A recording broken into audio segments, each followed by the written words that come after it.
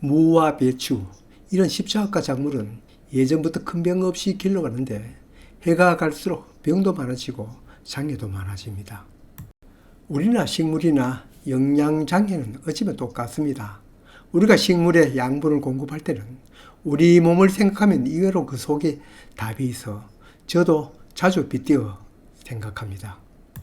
우리 몸이 단백질, 탄수화물, 지방을 제대로 섭취하지 못하면 외형의 표시가 납니다. 한마디로 성장이 더디고 활동력이 떨어지는 거죠. 그러나 비타민이나 철분, 마그네슘 등 미량 요소가 부족하면 외형은 멀쩡한데 각종 질병이나 장애가 일어나는 거죠.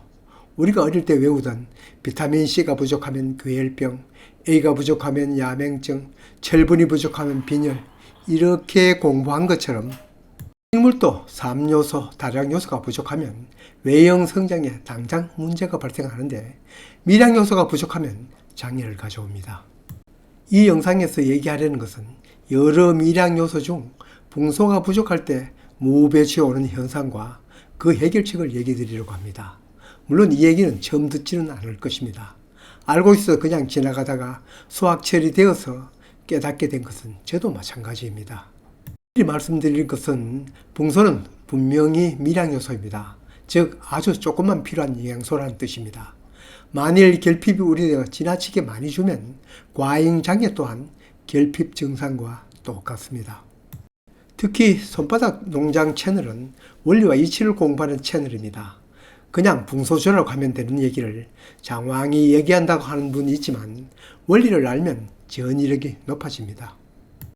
무배추 농사만 짓는 것이 아니니 원리부터 얘기 드리겠습니다.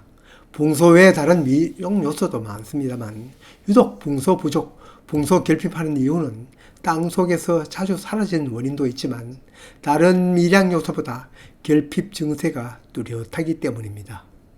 붕소는 생장점에 관여하여 작물의 생장을 촉진합니다. 배추의 생장점은 당연히 배추 속이죠. 이 배추 속에서 새잎이 계속 나와야 배추가 크는데 붕소가 결핍되면 나와야 할 생장점, 즉 속잎이 나오지 않는 거죠. 한마디로 배추 속이 비어지고 배추 속잎이 자꾸 나와야 할 배추가 커지고 결실되는데 속이 빈 강정이죠. 이와 닮은 현상으로는 석회 결핍도 있습니다. 겉잎이든 속잎이든 잎끝이 타서 말려 들어가니 작고 연약한 배추 속이 비어져 보이는 거죠. 붕소 결핍은 속이 나오지 않아서 생기는 장애이고 석회, 즉 칼슘 결핍은 나온 속잎이 오므라져 타 들어가서 없어 보입니다. 그 외 가리와 같이 광합성에서 만든 동화양분을 잎이나 줄기로 때로는 뿌리로 운반하는 역할도 하죠. 필요한 양은 적지만 역할을 크니 붕소가 결핍될까봐 미량 요소인 붕소를 대량 살포하면 결핍되어 똑같은 현상이 일어납니다. 생장점이 자라지 않는 거죠. 미량 요소는 아주 적게 필요하다는 걸 꼭 생각해야 합니다. 붕소의 또 하나의 역할은 세포벽을 만드는 일입니다. 속이 내려앉지 않으면 배추 겉면이 매끄럽고 깨끗하지 못합니다. 바로 이렇습니다. 이렇게 잎줄기 부분에 궤저 현상이 생깁니다. 언뜻 보면 배추 무름병과 비슷해 보이지만 무름병은 뿌리에도 무름병이 같이 일어나고 잎이 시드는 것이 다른 점입니다. 무엇보다 붕소 부족으로 일어난 궤저는 냄새가 없지만 무름병은 세균성이라 냄새가 심합니다. 결핍 현상도 정도의 차이입니다.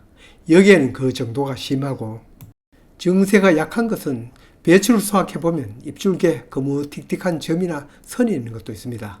모두 붕소 부족입니다. 세포박이나 세포벽에 관여하는 것은 석회도 마찬가지이니 같은 결핍 현상을 보입니다. 같은 역할이니 일어난 장애는 사실 붕소 결핍인지 석회 즉 칼슘 결핍인지를 구별하기 헷갈립니다. 그래서 많은 곳에서 석회 붕소 결핍이라고 얘기를 합니다. 비단 무배추뿐만 아니라 감자와 같이 다른 작물에서도 그렇습니다. 속이 비는 현상은 무에게도 일어납니다. 여기 아래 사진처럼 속이 비는 현상이 일어나죠. 역시는 검게 속이 빌 수도 있고 이보다 덜한 것은 검거나 잉크색으로 보이는 것도 있습니다. 무 육질에 아주 연한 잉크색 무늬가 보이는 것도 있는데 이건 무의 산소 공급이 원활하지 못해서 생기는 경우가 있다고 합니다. 이렇게 속이 검게 공동화되는 것은 무 무름병에서도 볼 수 있습니다. 앞에서도 얘기했듯이 무름병은 세균이 일으키는 것으로 겉부터 지저분하고 냄새가 고약합니다. 그 외에 뿌리 썩은 병이나 검은 썩은 병 등도 그 증세가 비슷합니다.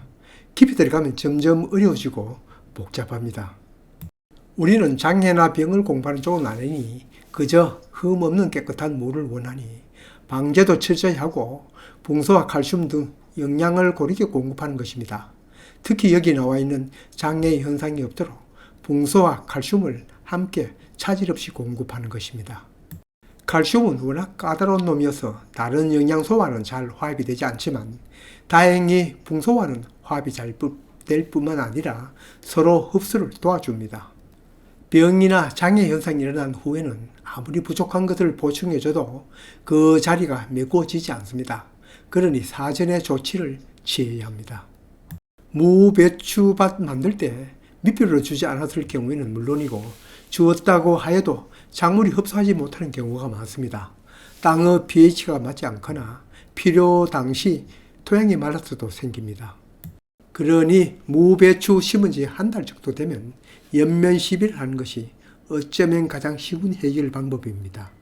아시다시피 붕소 중 붕사는 토양살포용, 붕산이 연면 시비용입니다. 밭을 만들 때는 붕사비료를 함께 주어 섞어주거나 아님 모래와 섞어줍니다. 미량을 골고루 살포하기 위함입니다. 연면 시비용으로는 당연히 물에 녹는 붕산입니다. 앞에서 미량 요소라고 겁을 주었는데 도대체 얼마를 타느냐? 이런 연면시비 농도를 알아보려면 손바닥 농장 채널에 있습니다. 손바닥 농장 채널 화면에서 커뮤니티를 누르면 우리가 머릿속에 기억해야 하지만 기억하지 못하는 여러 자료를 모은 자료가 있습니다. 스크롤 바를 내리면 붕산은 0.2%, 그러니까 20리터 물에 최대 40ml, 약수저 4숟갈까지 탑니다. 붕소 결핍이 우려된다면 이걸 7일에서 10일 간격으로 2, 3회 살포하고 그렇지 않다면 1, 2회 살포합니다. 그럼 함께 타서 줄 칼슘은 다른 물질처럼 홀로는 있지 않습니다. 연막칼슘, 질산칼슘, 인산칼슘이 있는데 연막칼슘을 치든지 아님 성장 중이라면 질산칼슘을 치면 됩니다.